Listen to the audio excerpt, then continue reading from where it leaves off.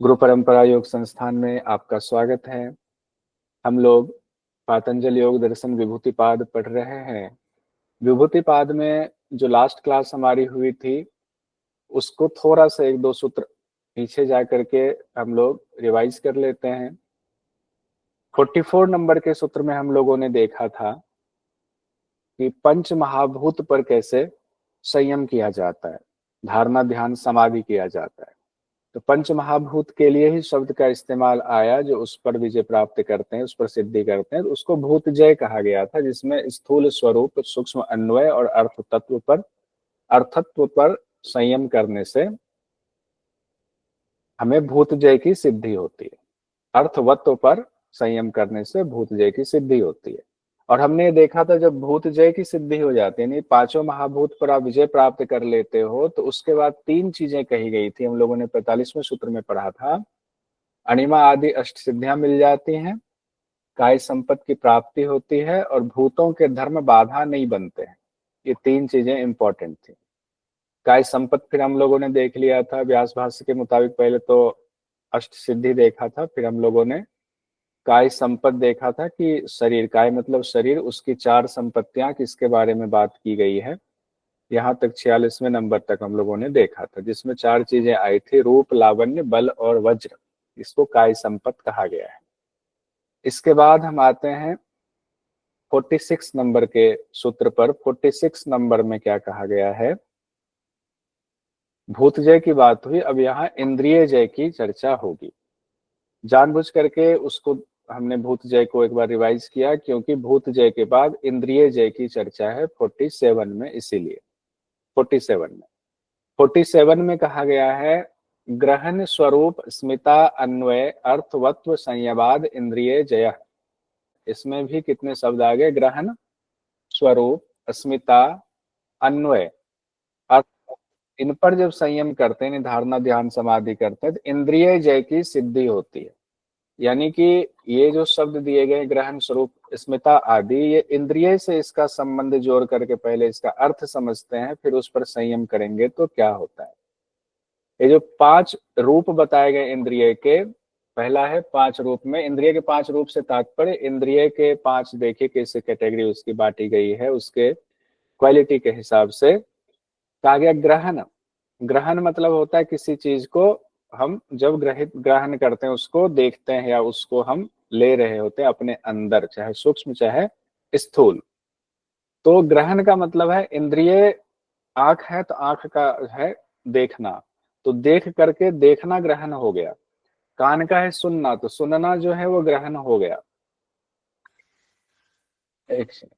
तो सुनना ग्रहण हो गया। तो कान और शब्द के बीच में, एक तो शब्द है जो आप बोल रहे हो या मैं बोल रहा हूं, आप सुन रहे हो, तो कान और शब्द के बीच में कौन सी क्रिया हो रही है? सुनने की क्रिया हो रही है, तो ग्रहण किया जा रहा है, उसी को ग्रहण कहते हैं। जो क्रिया हो रही है मेरे बोलने और आपके कान के द्वारा सुनने के बीच में, वो ग्रहण है कान के संदर्भ में। उसी तरह बाकी इंद्रियों के संबंध में भी ये बात लागू होती है। इंद्रिय जय की बात आ रही है। उसके बाद है स्वरूप। इंद्रियों का प्रकाशत्व, जैसे नेत्र का रूप कहलाता है, कान का शब्द कहलाता है, रूप रस गंध शब्द स्पर्श वाला आपने पढ़ा हुआ, तन्मात्रा आप कह सकते हैं स्वरूप। यहाँ रूप और शब्द स्वरूप है, इसको स्वरूप के संदर्भ में कहा गया है। और अस्मिता का मतलब होता है जहां से वो इंद्रियों की उत्पत्ति हुई। तो इंद्रियों का कारण कौन है? अहंकार है। सात्विक अहंकार से एकादश इंद्रियों की उत्पत्ति हुई है। ये हम लोगों ने जब सांख्य दर्शन का भी आपको पुंडलिक सर ने पढ़ाया होगा, और इससे पहले हम लोगों ने सांख्य का देखा भी था। तो अस्मिता क्या हुआ? जहां से उत्पत्ति हुई है। तो इंद्रियों की उत्पत्ति जहां से हुई है वो है अहंकार, वो अस्मिता है इंद्रियों के संदर्भ में। अन्वय में कहा गया है तीनों गुण, जो सत रज तम है, वो तीनों गुण उसी तरीके से पंच महाभूत में भी है, उसी तरीके से इंद्रियों में भी है। प्रकाश, क्रिया और स्थिति के रूप में उसको कहा गया। प्रकाश मतलब सात्विक, क्रिया मतलब राजसिक और स्थिति मतलब तामसिक कहा गया। धर्म है, अन्वय उसी को कहा गया है। अर्थवत्व का मतलब होता है पुरुष को भोग अपवर्ग दिलाना। तो इंद्रिय भी जब अपना कार्य करती है तो उससे भोग होता है, और भोग करते करते जब भोग पूरा हो जाता है तब हमें इंद्रिय भी परेशान हो जाती है, तो कहती नहीं, अब आत्मा कहती बहुत इंद्रिय के द्वारा हमने भोग लिया, अब नहीं भोगना है, अब जो है हमें वैराग्य चाहिए। तो इंद्रिय क्या है, वहां भोग अपवर्ग कराने का साधन हो गया। किसके लिए? पुरुष के लिए। तो इन पांचों चीजों पर जब हम संयम करते हैं, संयम मतलब धारणा ध्यान समाधि करके जब इनको पूरी तरह से सिद्ध कर लेते हैं, तब हमें इंद्रिय जय नामक सिद्धि मिलती है। एग्जाम में क्वेश्चन पूछा जा सकता है, ग्रहण स्वरूप अस्मिता अन्वय अर्थवत्व जुड़ा हुआ है भूत जैसे इंद्रिय जैसे, और कोई एक दो जय दे दिया जाएगा, कोई एक दो सिद्धि का नाम दिया जाएगा। तो ध्यान रखिएगा, दोनों का टेबल बना करके रख लीजिएगा कि भूत जय में कौन सी पांच चीजें कही गई है और इंद्रिय जय में कौन सी पांच चीजें कही गई है। टेबल बना ही देता हूँ यहाँ पर, तो आपके लिए बढ़िया रहेगा, बहुत अच्छा यहाँ पर रिवीजन हो जाएगा। पुंडलिक सर भी इतना अच्छा रिवीजन कराते हुए पढ़ा रहे हैं, दो ही करते हैं, दो टेबल बनाते हैं। देखिए इसमें हुआ भूत जय में वो पांच महत्वपूर्ण शब्द और इंद्रिय जय के पांच महत्वपूर्ण शब्द, उससे क्वेश्चन पूछा जा सकता है कि पांच, अरे हिंदी में आ जाओ,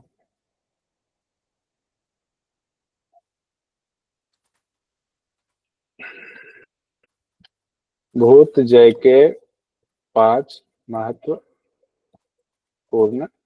शब्द जिन पर संयम से सिद्धि मिले, और यहाँ आपका हो जाएगा इंद्रिय जय के पांच महत्वपूर्ण शब्द।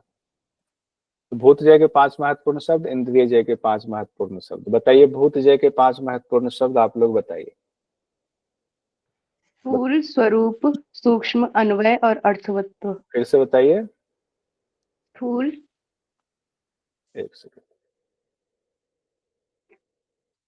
हाँ, स्थूल, स्वरूप, स्वरूप, हाँ, सूक्ष्म सूक्ष्म, अन्वय सूक्ष्म और अर्थवत्व। और अर्थवत। एक सेकंड बताइए। एसएसटी लगाने के बाद भी थोड़ा बहुत परेशान करता है। अर्थवत्व, अब ये तो हो गए भूत जय में इन पांचों चीजों पर जब आप लगाते हैं तो भूत जय सिद्धि होते हैं। और इंद्रिय जय में मान लीजिए इसी को पेस्ट कर दिया, अब इसमें चेंज क्या करेंगे? महाभूत आ जाता है। ग्रहण, स्वरूप और अस्मिता। हाँ, ग्रहण, ग्रहण, अस्मिता। ग्रहण और स्वरूप तो वही होगा, और सूक्ष्म की जगह क्या आ जाएगा? अस्मिता। अस्मिता।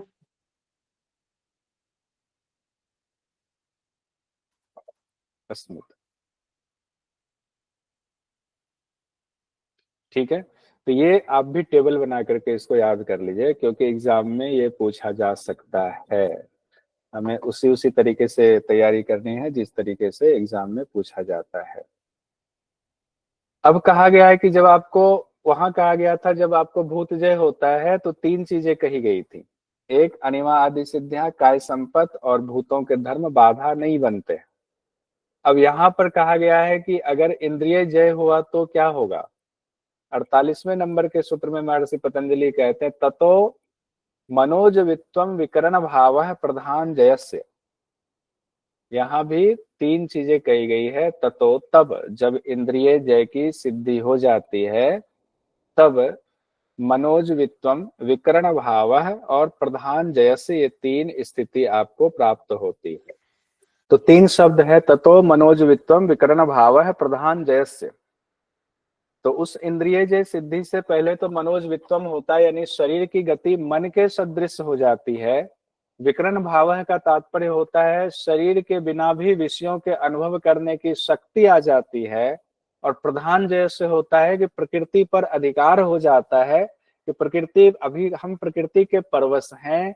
प्रधान जय होने पर प्रकृति हमारे कंट्रोल में आ जाती है। सभी विकार, जितने विकार हैं, विकार ही है सारा कुछ, तो सारे विकारों पर हमारा अधिकार हो जाता है, वो हमारे कंट्रोल में हो जाता है। तीन शब्द, मनोज वित्वम, विकरण भाव, प्रधान जय से। अब एग्जाम में क्वेश्चन कैसे आएगा, मनोजवित्त विकरण भाव और प्रधान जय किनकी सिद्धि के लक्षण है या किनकी सिद्धि के फल बताए गए हैं। तो किनके बताए गए हैं, इंद्रिय जय। जय के। इंद्रिय जय। क्वेश्चन देखिए, जो क्वेश्चन पूछा गया वो तो पूछा ही गया है, जो नहीं पूछा गया है वो क्वेश्चन भी आपको खुद से बनाना है, उस पर भी ध्यान रखना है।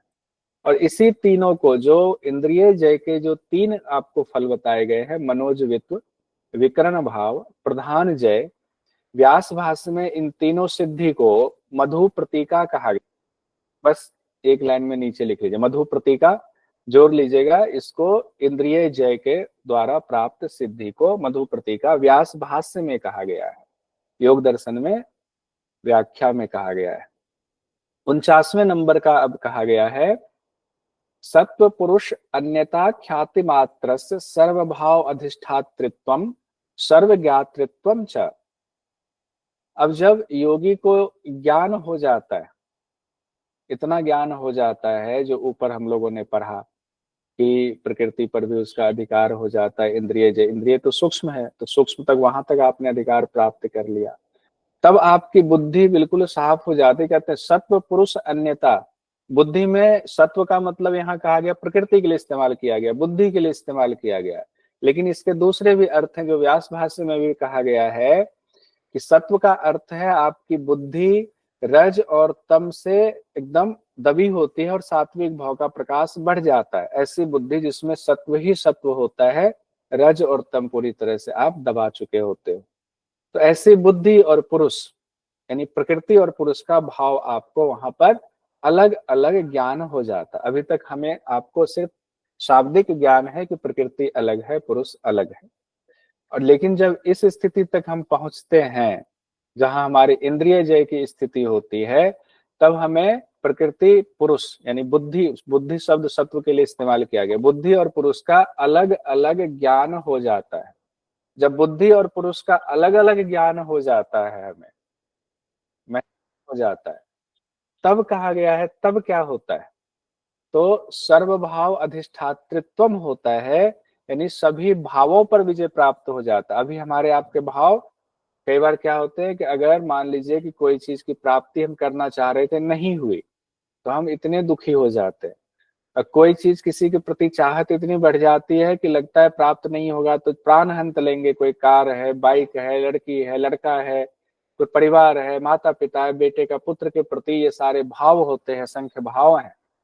तो जब आपके प्रकृति और बुद्धि पुरुष और बुद्धि का अलग अलग ज्ञान हो जाता है, तो सभी भावों पर विजय प्राप्त हो जाता है, सर्वज्ञातृत्वम, सभी वस्तुओं का आपको ज्ञान हो जाता है, कोई वस्तु ऐसा नहीं है जिसका ज्ञान ना हो। अभी हमारी बुद्धि में मिक्सचर है तो हम नहीं समझ पाते हैं सही और गलत क्या है, इसीलिए हम दुखी हो जाते हैं और सुख की प्राप्ति हमें होती है, सुख में हम बहुत ज्यादा अहंकार पाल लेते हैं। यहाँ सर्व ज्ञातृत्वम जो है उसमें कहा गया सभी वस्तुओं का ज्ञाता हो जाता है, जिसका की व्याख्या में कहा गया है मन इंद्रिय शरीर जीवात्मा आदि तत्वों का ज्ञान हो जाता है। सभी वस्तुओं से तात्पर्य ये भी कहा गया है कि अलग अलग तत्वों का ज्ञान हो जाता है, जो 25 तत्व आपके हैं।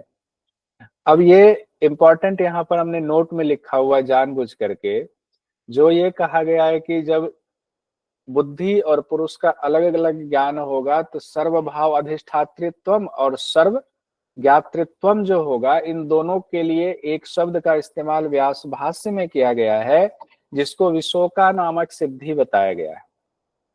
अब विशोका नामक सिद्धि से अगर आ जाए तो एक तो विशोकावाद ज्योतिष्मति हम लोगों ने पढ़ा हुआ था। विशोकावाद ज्योतिष्मति किस में पढ़ा था, कोई बताइए, किस इस्तेमाल किया गया? साधन पद में 35। ठीक है, साधन, लेकिन किसके लिए, उसका क्या अर्थ है? समाधिपाद 36। समाधिपाद 36। हाँ, उसका क्या तात्पर्य था विशोकावाद ज्योतिष्मति का? वहां पे चित्त की स्थिरता के लिए कहा गया था। चित्त को स्थिर करने के लिए। चित्त को स्थिर करने के लिए कहा गया था, बहुत सुंदर।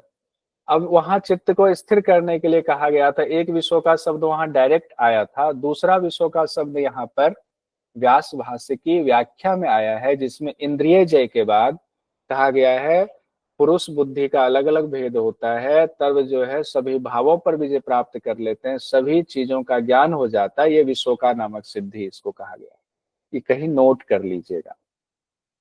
और उसमें व्यास भाष्य में ये भी कहा गया है कि विशोका नामक सिद्धि है, और जिसका अर्थ होता है कि योगी सर्वज्ञ हो जाता है, क्लेश का बंधन छीन हो जाता है, सबको वशीकार कर लेता है। ये व्यास भाष्य में 3 बातें कही गई। थोड़ा सा डिटेल हो गया है, परेशान नहीं होंगे। अगर ये याद नहीं कर सकते तो जितना शब्दशः है उतना ही याद रख सकते हैं, अगर एक्स्ट्रा क्षमता है तो कर लीजिएगा। 50वें नंबर का सूत्र है, कहते तद वैराग्यदपि दोष बीज क्षये कैवल्यम। तद वैराग्यात अपि दोष बीज क्षये कैवल्यम, कि ऊपर बताए गए जो सिद्धियां हैं जिसको विशोका सिद्धि कहा गया। अब योग प्रदीप जो आप लेंगे, मोटी वाली किताब जो गीता प्रेस की है, उसमें भी विशोका वाली बात कही गई है। उन्होंने भी व्यास भाष्य को मानते हुए विशोका सिद्धि कहा गया है ऊपर वाले को। कहते हैं कि जो विशोका सिद्धि मिलती है, जब उसमें भी अब वैराग्य उत्पन्न हो जाए, तब दोष रूपी बीज नष्ट हो जाता, यही कैवल्य है। यानी कि जितनी सिद्धियां आपको मिली, प्रकृति पुरुष का भेद होने पर सभी भावों का आपका वो हो गया, विजय प्राप्त हो गया, सभी चीजों का ज्ञान हो गया। अब ज्ञान होने के बाद ज्ञान वाला भाव तो है ना कि मेरा जो है सभी चीजों पर ज्ञान हो गया, सारे भाव मेरे खत्म हो गए हैं, ये एक सिद्धि है। जब इस सिद्धि का जो अहम भाव है उसमें भी वैराग्य उत्पन्न हो जाए, उसमें भी शून्यता आ जाए, तब कहते हैं कि दोष रूपी बीज नष्ट हो जाते। वो भी दोष कहा गया है सिद्धियों को, कि मुझे सिद्धि है, ये विचार मन में आना लेस मात्र भी, वो भी दोष रूप कहा गया है। वो दोष रूपी वो बीज भी नष्ट हो जाता है, तब जाकर के आपको कैवल्य की प्राप्ति होती है। 50वें नंबर के सूत्र में कहा गया है। कौन सा पाद पढ़ रहे हैं हम लोग? विभूति पाद। 51वें नंबर का सूत्र है। अब जब ये स्थिति आपकी होती जा रही है, आगे कहा गया तो सिद्धियों तो अचानक से कैवल्य तो प्राप्ति होगी नहीं, कई कैटेगरी आपकी होगी सिद्धियों की। उस दौरान क्या होता है, कहते स्थानुप्य निमंत्रणे संगस्याकरणम पुनर्निष्ट प्रसंगात।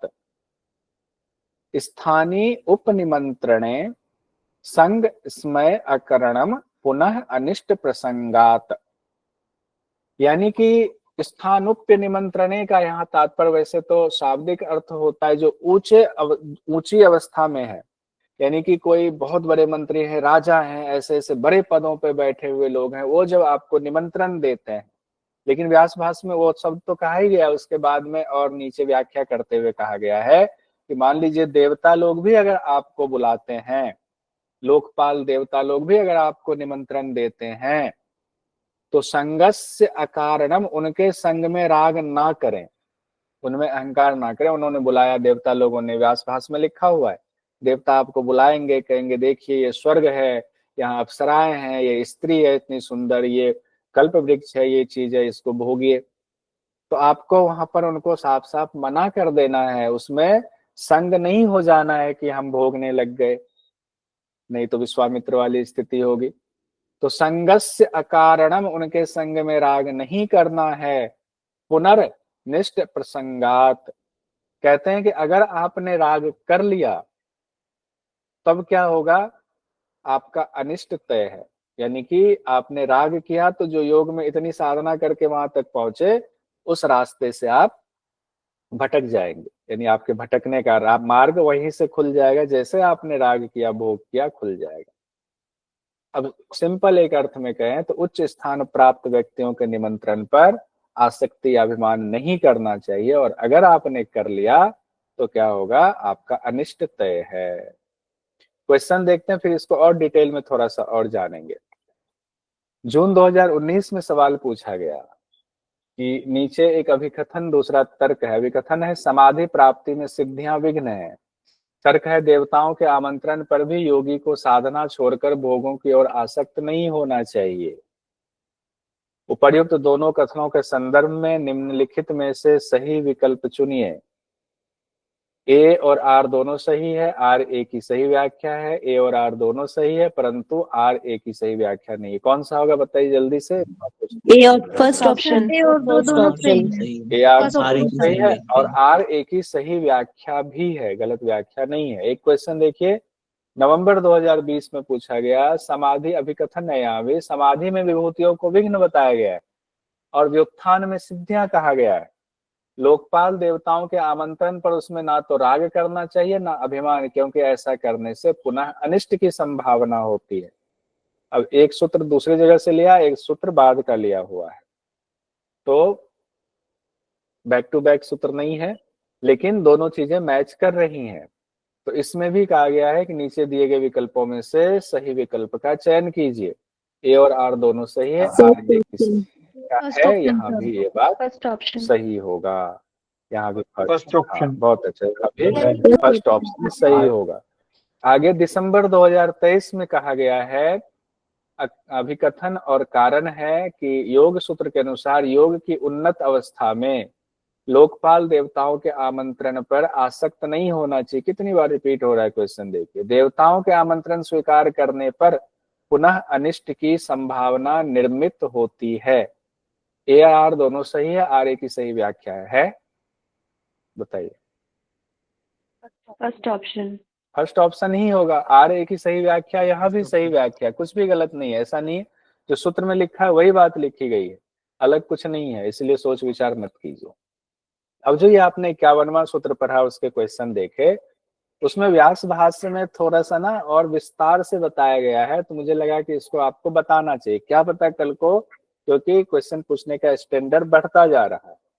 व्यास भाष्य में क्या कहा गया है कि ये योगी को जो निमंत्रण दिया जाता है ना, कौन देता है निमंत्रण, किस प्रकार के योगी को निमंत्रण दिया जाता है, ये तो बता दिया गया कि हाँ, जो ऊंचे पदों पे लोग हैं, जो ताकतवर लोग हैं, शक्तिशाली है, वो योगियों को निमंत्रण देंगे, देवता लोग निमंत्रण देंगे। तो कहा गया किस तरह के योगी को देंगे, कहते हैं चत्वारः खल्वमी योगिनः प्रथम कल्पिको मधु भूमिकः प्रज्ञा ज्योतिर्तिक्रांत भावनीयश्चेति। कहा गया 4 प्रकार के जो है होते हैं सिद्धि, मतलब कि योगी 4 प्रकार के होते हैं सिद्धि प्राप्त करने पर। कैसे कहा गया, पहला तो होता है जो प्राथमिक कल्पिक कहा गया, यानी कि अभी उन्होंने शुरुआत किया है, अष्टांग योग का अभ्यास किया और वो शुरुआती जो है समाधि में है, नहीं संप्रज्ञात का बहुत शुरुआती वितर्क समाधि मान लीजिए, अभी वो उसमें लगे हुए हैं समाधि में, एकदम शुरुआती समाधि की प्राप्ति, लेकिन उनको कोई सिद्धि अभी नहीं मिली है, प्रारंभिक अवस्था है। एक तो प्रकार ये है। दूसरा प्रकार यह है कि उनको अब सिद्धि थोड़ी मिलनी शुरू होगी, तो उसको मधु भूमिक कहा गया है, जिनको रितंभरा प्रज्ञा की प्राप्ति हो गई और उनको सिद्धियां मिलने लग गई है। और तीसरा प्रकार कहा कि उससे भी ऊपर और सिद्धियां मिल गई है, प्रज्ञा ज्योति जिनको कहा गया, जिन्होंने भूत और इंद्रियों पर विजय प्राप्त कर ली, जो अभी हम लोगों ने पढ़ा था। तो भूत इंद्रिय पर विजय प्राप्त करके और भी ज्यादा सिद्धियां मिल गई। और चौथा में कहा गया है अतिक्रांत भावनीय। अतिक्रांत भावनीय वो है जो बिल्कुल अब लय की अवस्था में, कैवल्य से ठीक पहले की अवस्था है, जो असंप्रज्ञात में पहुंच गए हैं।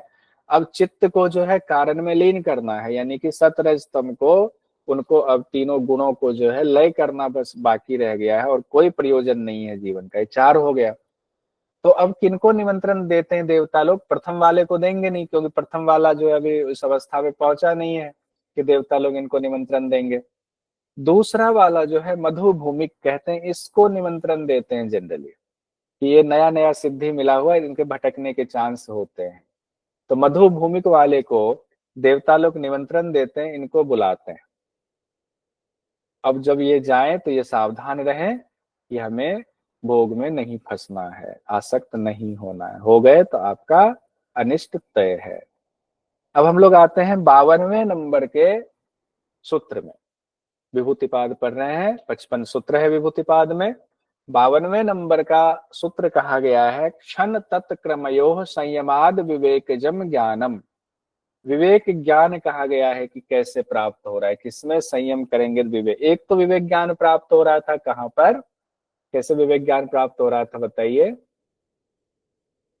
अष्टांग योग के, कहा गया था ना योग के 8 अंगों का जब आप संधान करोगे तब जाकर के क्या हुआ, विशुद्धि अशुद्धि का क्षय होगा और आपको विवेक ज्ञान की प्राप्ति होगी। आप लोग भूल गए, पढ़ के हम लोग आए वहां से, जी सर, साधन पाद में। याद आ गया, साधन पाद में है, वहां पर कहा गया था। और यहाँ तो इसलिए दोनों कंपेयर करना, विवेक ज्ञान दो जगहों पर बात हो गई है, एक यहाँ पर भी विभूति पाद में भी बात आई है। यहाँ कहते हैं कि क्षण और उसके क्रम में संयम करने पर भी विवेक ज्ञान की प्राप्ति होती है। तो क्षण और उसके क्रम में संयम करने पर विवेक ज्ञान प्राप्त होता है। क्षण क्या है, कहते हैं क्षण, क्षण मतलब समय का सबसे छोटा हिस्सा, उससे छोटा कुछ हो नहीं सकता है। जैसे कोई ठोस वस्तु है, उसका सबसे छोटा टुकड़ा परमाणु होगा, परमाणु से छोटा कुछ नहीं, तो परमाणु सबसे छोटा टुकड़ा होगा। लेकिन समय के संदर्भ में देखें तो क्षण जो है सबसे छोटा, समय का सबसे छोटी इकाई होगी। और जो सबसे छोटी इकाई समय का है, वो समय तो चल रहा है, क्रम से चलता है। ऐसा तो नहीं कि क्रम टूटा, अभी समय है, यहाँ आज हम हैं और अचानक से परसों में पहुंच गए, या परसों हम थे अचानक से आज में पहुंच गए, बीच में ब्लैंक था, ऐसा तो नहीं है। अगर हम परसों भी थे तो आज भी अगर प्रेजेंट है, तो क्षण क्षण का जो क्रम है, उस क्रम से हम यहाँ पहुंचे हैं कि परसों थे, परसों का 1 घंटे हुआ, 2 घंटे हुआ, उसमें कुछ किया, घंटा घंटा क्षण क्षण क्षण क्षण बीतते बीतते उसी घंटे मिनट में आया, फिर घंटा में आया, फिर दिन में आया, फिर हम आज पहुंचे। तो क्षण जो है उसका क्रम जो है, यही समय जो है चक्र बंधा हुआ है, यानी कि तीनों भूत वर्तमान भविष्य जो है जुड़ा हुआ है इससे। जब इस क्षण और उसके प्रवाह में इसको क्रम कहा गया है, दोनों में जब संयम कर लेते हैं तब विवेक ज्ञान उत्पन्न होता है, ये ध्यान रखेंगे। क्षण और उसके क्रम में जब संयम करते हैं तो विवेक ज्ञान उत्पन्न होता है। यहाँ हम लोग दोनों चीजें अब यहाँ पर आपके लिए टेबल बना करके हमने रखा है, इसमें भरना बस है। पहला तो यह है कि दूसरे पाद का यानी साधन पाद का 28वां जो मंत्र सूत्र है, मंत्र क्यों आ रहा है, सूत्र है, उसमें कहा गया है क्या, अष्टांग योग का जब हम अभ्यास करते हैं, उसको अनुष्ठान करते हैं, अष्टांग योग का अनुष्ठान करने पर, एक तो यहाँ ये कहा गया है, रुकिएगा थोड़ा सा लिखने में थोड़ा सा समय ले रहा है। अष्टांग योग का अनुष्ठान करने पर, चलिए इसको मैं बाद में लिख दूंगा, भर दूंगा इसको, क्योंकि समय ले रहा है, समय ले रहा है। उसके बाद कहा गया है जो अभी हम लोगों ने पढ़ा विभूति पाद में, इसमें 52वें सूत्र में क्या कहा गया है, क्षण और उसके क्रम में संयम करने पर। अब दो चीजें यहाँ टेबल बना लीजिए, एक तो अष्टांग योग के अनुष्ठान करने पर, दूसरा क्षण और उसके क्रम में संयम करने पर। एक है आपके साधन पाद में, दूसरा है आपके विभूति पाद में। ये नोट कर लीजिएगा, कई बार सूत्र संख्या भी आता है तो हम क्या कंफ्यूज हो जाते हैं, सिर्फ सोचते हैं कि अष्टांग योग के अभ्यास से विवेक ज्ञान होता है।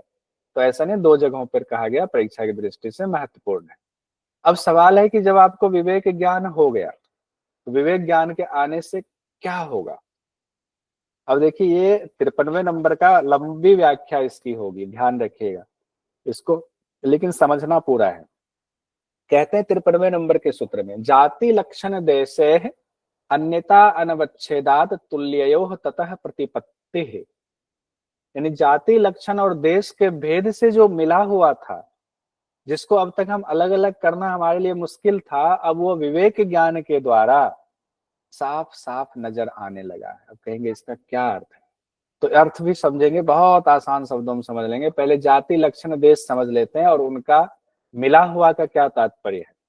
जाति मतलब हुआ एक स्थान है और वहां पर दो जाति के लोग हैं, एक है मान लीजिए गाय जाति है, एक भैंस जाति है, एक घोड़ा जाति है, तब अलग अलग उसको हम पता चल जाता है हमें कि ये अलग अलग जाति है, कोई भी बता देगा, जिनको आंख है वो देख करके बता देगा। तो जाति तो ये संदर्भ में है। अब मान लीजिए लक्षण है, तो लक्षण में क्या होगा कि जब जाति एक ही हो, गाय ही गाय है, दूसरी जाति है ही नहीं, तो उसमें कैसे पता लगाएंगे कि एक गाय का दूसरे से कैसे जो है आपको अलग करेंगे, उसको कैसे डिफरेंस करेंगे। तो आपके पास गाय है 5, तो आप कहते हैं कि छोटी वाली गाय, बड़ी वाली गाय, काली वाली गाय तो चितकबरा गाय, तो सफेद वाली गाय, तो कलर के हिसाब से, उसके लक्षण के हिसाब से आप उसको डिफरेंशिएट करते हैं, उसमें भिन्नता का आपको एहसास होता है अलग अलग उसके जानने के लिए। और अगर देश मान लीजिए ऐसा है कि देश का मतलब है, ऊपर में था कि अगर जाति समान हो तो लक्षण से पता लगाते हैं, और मान लीजिए कि जाति और लक्षण भी समान हो जाए, कि गाय आपके पास दो है, दोनों गाय काली है, अब कैसे आप पता लगाएंगे कौन सा वाली ये है? एक का नाम आपने रखा कि शामली, एक का नाम रखा भारती।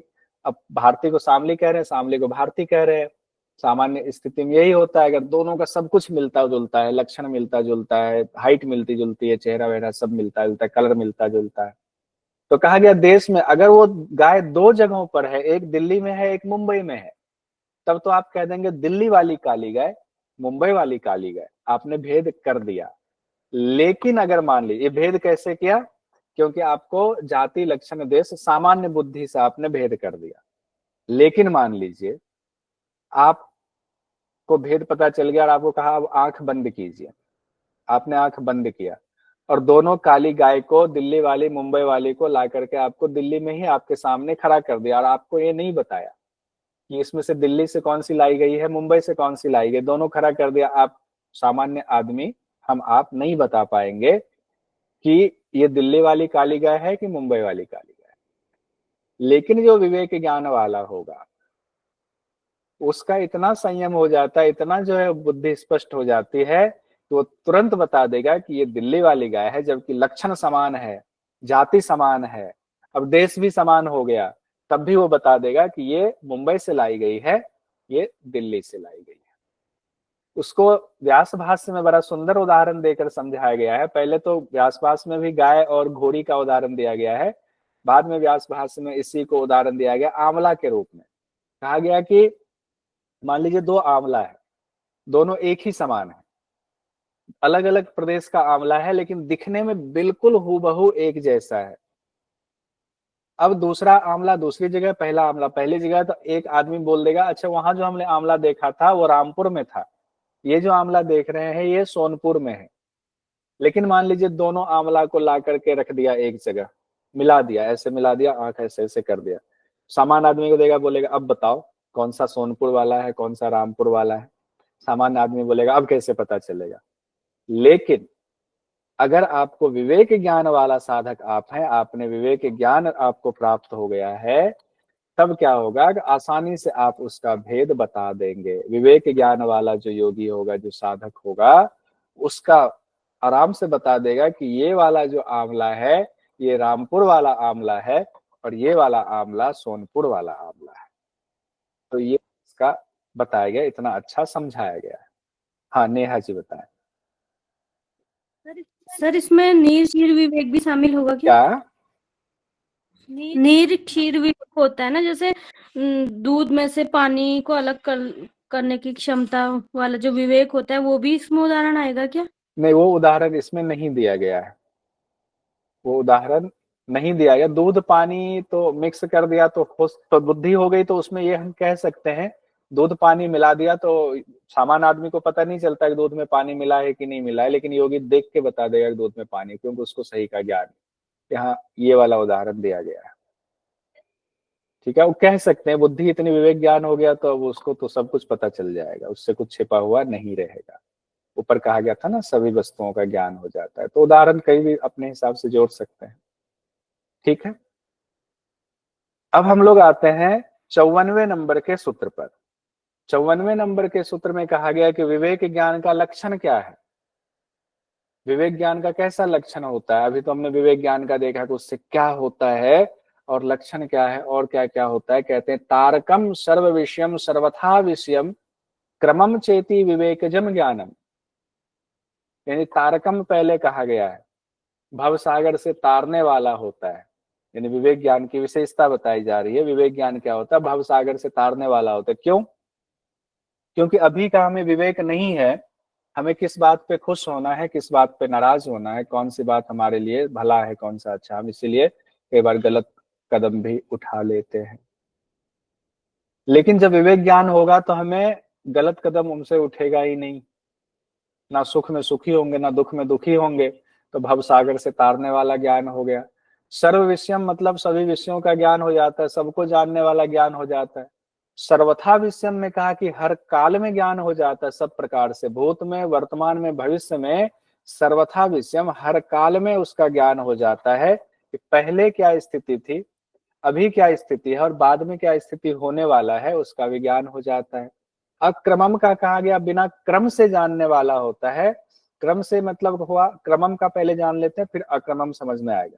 क्रमशः का मतलब होता है, आपको किसी ने कहा कि आप उसके बारे में जानते हो क्या, तो आप अनुमान लगाते हो, अच्छा हाँ हाँ बुआ, कौन सी बुआ, 4 बुआ, कौन सी बुआ, अच्छा दिल्ली वाली बुआ, दिल्ली में 2 बुआ रहती, अच्छा जो उस मोहल्ले में रहती है। आप एक एक कड़ी जोड़ करके जानते हो। या किसी और वस्तु के बारे में जब पूछा जाए तो अचानक से ना करके पहले उसकी कड़ी जोड़ करके उसका ज्ञान बताना शुरू करते हो। लेकिन अक्रमम के बारे में होता है, बुद्धि इतनी साफ हो गई विवेक ज्ञान में, एक ही बार में सारा कुछ आप बता सकते हो।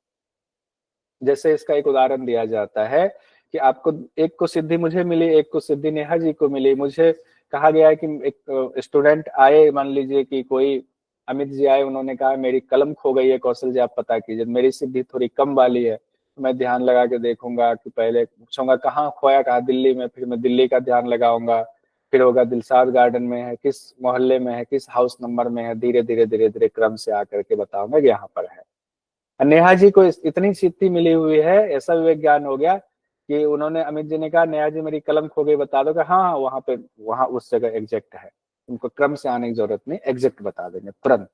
तो हुआ बिना क्रम से इतनी बुद्धि साफ हो जाती है। विवेकजम ज्ञानम, यही विवेक ज्ञान है, यानी तारकम जो भवसागर से तारने वाला है, सर्व विषयम जो सभी विषयों को जानने वाला है, सर्वथा विषयम जो उन विषयों को हर अवस्था में जानने वाला है, और उनको उनके बारे में बिना क्रम से जानने वाला है, सब कुछ बहुत जल्दी जानने वाला है, इसे लगता है पहले से उनको ज्ञात हो, वही विवेक ज्ञान कहा गया है। और विभूतिपाद का अंतिम जो सूत्र है वह है सत्व पुरुषयोः शुद्धि साम्ये कैवल्यम इति। अब यहाँ कहा गया है कि कैवल्य कैसे होगा, कहते हैं सत्व, सत्व मतलब यहाँ बुद्धि से कहा गया, प्रकृति को यहाँ ये रिप्रेजेंट कर रहा है शब्द सत्व। कहते हैं जब उस बुद्धि का यानी प्रकृति का और पुरुष का, दोनों का की शुद्धि समान रूप से हो जाए, दोनों का के कार्य जो है समान रूप से पूर्ण हो जाए, तो बुद्धि के क्या कार्य है, प्रकृति के क्या कार्य है, भोग और अपवर्ग कराना, और पुरुष के क्या कार्य है, इनका कार्य है भोग करना और भोग से वैराग्य होकर के अपवर्ग लेना, कैवल्य लेना। कहते हैं जब दोनों की शुद्धि हो जाए कि उनको अब भोग कराने की उनको जरूरत नहीं रही, इनको प्रकृति को, और पुरुष को भोग करने की अब जरूरत नहीं रही, मुझे भोग नहीं करना, इच्छा नहीं रही, तृष्णा नहीं रही, खत्म हो गया, तब दोनों की बराबर शुद्धि हो जाए, तब क्या होता है, कैवल्यम इति, तब कैवल्य की प्राप्ति होती है, जब दोनों समान रूप से। अब यहाँ पर सत्व शब्द जब भी आया है ना, तो इसके संदर्भ में एक तो प्रकृति को ही ये रिप्रेजेंट कर रहा है, दूसरा इसके लिए बुद्धि शब्द भी कहा जाता है, क्योंकि बुद्धि पहला बेटा है, हमने बताया था निमोनिक टाइप में, इसलिए बुद्धि प्रकृति के संदर्भ में नाम लिया जाता है। और जब सत्व आता है यानी रज और तम को पूरी तरह दबा करके सात्विक प्रवृत्ति इतना बढ़ा लिया हुआ है, ये भी व्याख्या में आता है। अब क्वेश्चन देखिए, जून 2020 में पूछा गया, योग सूत्र के अनुसार एक समान प्रतीत होने वाली वस्तुओं में जो उनके सभी भेदों को प्रत्यक्ष करा दे उसे क्या कहते हैं। योग सूत्र के अनुसार एक समान प्रतीत होने वाली वस्तुओं में जो उनके सभी भेदों को प्रत्यक्ष करा दे उसे क्या कहते हैं। ज्ञान कहते हैं, विवेकज ज्ञान कहते हैं, प्रातिभ ज्ञान कहते हैं, तारक ज्ञान कहते हैं, क्या कहते हैं? विवेकज ज्ञान। विवेक, तारक ज्ञान तो विवेक ज्ञान होता है, तारक ज्ञान तो इसकी विशेषता है विवेक ज्ञान के अंतर्गत। तो यहाँ हमारा विभूतिपाद संपन्न हो गया।